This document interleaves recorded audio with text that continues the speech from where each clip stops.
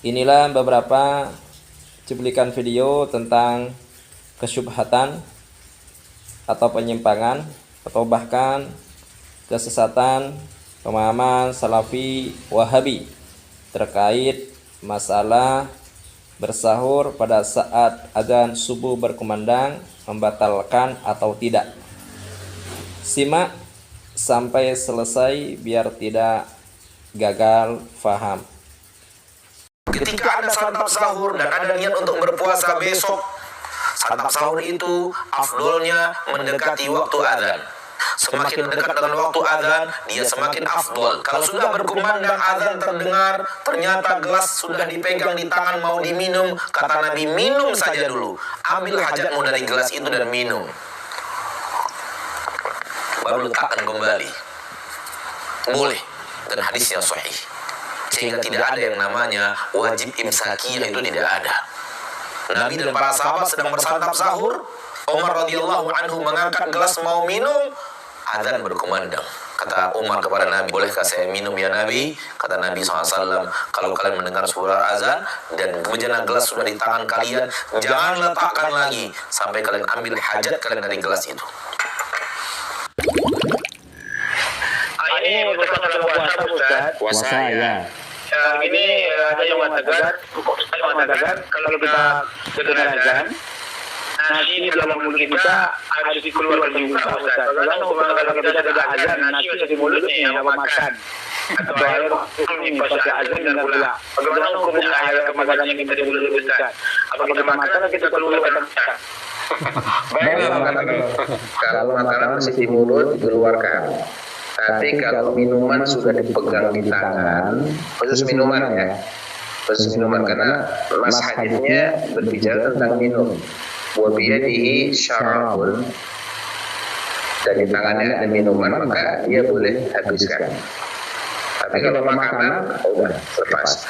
Tentunya ini apabila adzannya memang akurat ya. Kan masjid itu kadang-kadang ada yang kecepatan adzannya, ada yang molor, artinya benar-benar adzan itu berkumandang ketika waktu subuh sudah masuk. Kalau memang itu yang kita dengar, biasanya ada mungkin masjid-masjid di daerah Bapak yang akurat adzannya, dan suaranya kan khas, ada khasnya ya. Oh, ini ada masjid memang dia akurat nih, dan dia sudah terdengar. Ya, berarti makanan jangan ditelan, yang bisa dikeluarin dikeluarin. Yang sudah ketelan, ya sudah. Tapi kalau belum ketelan, يقول ما حكم الأكل والشرب أثناء الأذان؟ طبعا يقصد أذان الفجر، يقصد أذان الفجر. النبي عليه الصلاة والسلام يقول إذا أذن المؤذن أو إذا سمع أحدكم النداء يعني الأذان وفي يده إناء فلا يضعه حتى يقضي منه حاجته.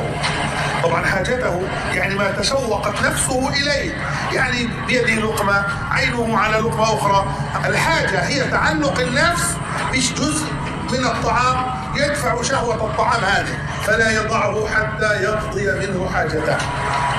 كما قلنا تعلقت نفسه به حتى لو كان أمامه، يعني هو ناوي يشرب مثلا أو ناوي يضع هذه اللقمة فسمع لا مانع من أن يدفع هذا الأمر بذاك، والله تعالى أعلى وأعلم.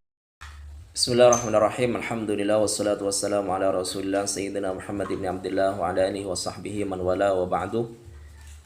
Itulah tadi beberapa cuplikan video dari kalangan Salafi Wahabi yang menyatakan bahwa seorang yang makan sahur, kemudian di tengah-tengah makan sahurnya dia mendengarkan panggilan adzan subuh, seruan adzan subuh berkumandang, sedangkan makanan dan minumnya berada di tangannya, dia pegang, maka makanan dan minuman yang ia pegang lanjut dimakan, lanjut diminum, walaupun bersamaan dengan adzan subuh berkumandang. Hal itu tidak membatalkan puasanya. Puasanya sah. Ini pernyataan subhat, pernyataan yang menyimpang, bahkan bisa dikatakan sesat. Karena apa?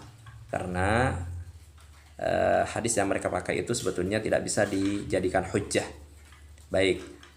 Di samping tidak bisa dijadikan hujjah, pernyataan seperti ini yang mengatakan bahwa makan sahur pada saat adzan subuh berkumandang, sedangkan makanan dan minuman sedang dipegang, berada di tangannya, itu lanjut dimakan, lanjut diminum katanya. hal itu tidak membatalkan puasanya. Ini bertentangan dengan pendapat para imam madhab yang 4. Imam madhab yang 4 itu sepakat, ijma, konsensus di kalangan para imam madhab Hanafi, Maliki, Syafi'i, Hambali. Mereka sepakat ketika seseorang itu bersahur, kemudian di tengah-tengah dia bersahur, adzan subuh berkumandang, maka itu kalau misalkan ada makanan tersisa di mulutnya, itu harus dikeluarkan, jangan ditelan. Kalau ditelan, maka puasanya batal dan orang itu wajib mengqadha'nya. Bahkan dalam madhab Hanafi dan madhab Maliki itu ada hukum yang lebih ketat, yang lebih keras, lebih berat. Yaitu apa? Tidak cukup diqadha' katanya, tapi harus membayar kafarah. Jadi pernyataan Salafi Wahabi yang mengatakan bahwa makan minum pada saat adzan subuh berkumandang, sedangkan makanan dan minumnya sedang dipegang, itu lanjut dimakan dan diminum, itu tidak membatalkan puasa. Ini bertentangan dengan pendapat para imam madhab yang 4. Bahkan pendapatnya itu juga sebetulnya bertentangan dengan pendapat Ibnul Qayyim Al-Jauzi. Jadi kalau memang Anda setia dengan Ibnu Taimiyah, Ibnul Qayyim Al-Jauziyah, ya Anda ikuti itu pendapat Ibnul Qayyim yang mengatakan apa? Jumhur ulama mengatakan bahwa orang itu tidak boleh bersahur pada saat tulu'il fajr. Kalau fajar sudah terbit, adzan subuh telah berkumandang, waktu subuh telah tiba, jangan bersahur.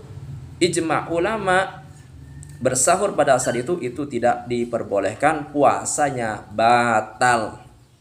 Jadi jelas apa yang dinyatakan oleh Salafi Wahabi itu bertentangan dengan pernyataan ulama-ulama madhab, terkhusus para imam yang 4.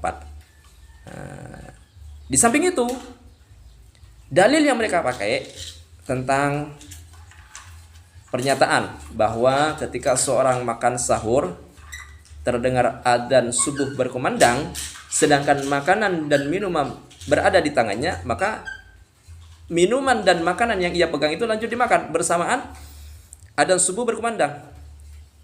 Itu berdasarkan dalil hadis Nabi yang kata mereka, dalil hadis Nabi yang mengatakan apa? Idza sami'a ahadukumun nida wal ina'u 'ala yadihi fala yadha'uhu hatta yaqdi hajatahu. Ketika salah seorang dari kalian mendengarkan adzan subuh berkumandang, sedangkan al-ina 'ala yadihi, wadah makanan dan minuman berada di tangannya, maka jangan diletakkan itu, lanjut dimakan, lanjut diminum walaupun bersamaan dengan adzan subuh berkumandang sampai orang itu selesai dari makan minumnya. Ini hadis yang dipakai. Walaupun nanti dalam hadis ini ada sebagian oknum salafi ketika ditanya tentang masalah ini, itu menjawab itu yang membatalkan kalau makan. Kalau minum tidak, karena redaksinya itu katanya al-ina diplesetkan menjadi asyarab, wasyarabu ala yadihi. Wasyarabu ala yadihi. Jadi minuman berada di tangannya. Jadi yang tidak membatalkan itu kalau minuman, kalau meminum. Jadi kalau makan membatalkan. Ini jelas penyelewengan dan penyesatan untuk yang kedua kalinya ini dari oknum salafi itu. Nanti saya akan tampilkan videonya. Baik. Jadi hadis yang mereka pakai ini tidak bisa dijadikan dalil, tidak bisa dijadikan hujjah, atau tidak bisa dipakai. Minimal ada 2 alasan. Alasan yang pertama, hadis ini bertentangan dengan Al-Quran. Al-Quran menyatakan, wa kulu washrabu hatta yatabayyana lakumul khaytul abyadu minal khaytil aswadi minal fajr. Kalian wahai orang-orang yang beriman, pada malam Ramadan misalkan, atau pada saat Anda mau berpuasa, puasa sunnah, di malamnya silahkan makan minum silahkan sepuasnya, mau bermubasyarah, mau berjima dengan istrinya, silahkan sampai fajar atau subuh telah tiba. Jadi kalau sudah adzan subuh berkumandang, stop, jangan lanjut. Kalau lanjut itu membatalkan, puasanya batal. Ini jelas Al-Qur'annya mengatakan seperti itu. Jadi hadis itu tidak bisa dijadikan dalil hujjah karena bertentangan dengan nas dhahir dari Al-Qur'an ini. Yang kedua, hadis itu masih diragukan, masih diikhtilafkan, masih diperselisihkan antara kesohihannya dengan kedhaifannya. Jadi ulama masih khilaf tentang masalah kesohihan dan kedhaifan hadis ini. Sedangkan kaidah usul mengatakan apa? Ma tatarraqa ilaihil ihtimal, ma tatarraqa ilaihil ihtimal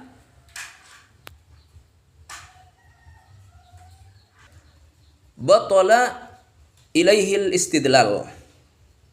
Jadi ma tatarraqa ilaihil ihtimal batala bihi al istidlal. Sesuatu yang masih ada kemungkinan tentang kesohihan atau kedhaifan sebuah hadis, maka itu tidak bisa dijadikan dalil atau tidak bisa dijadikan hujjah. Karena ada ulama bahkan yang mendhaifkan hadis itu, yaitu al-imam yang mendhaifkan ini adalah al-imam Abu Hatim, al-Hafidh Abu Hatim Ar-Razi. Jadi dengan dua alasan tadi jelas bahwa dalil yang dipakai oleh Salafi Wahabi itu tidak bisa dijadikan dalil.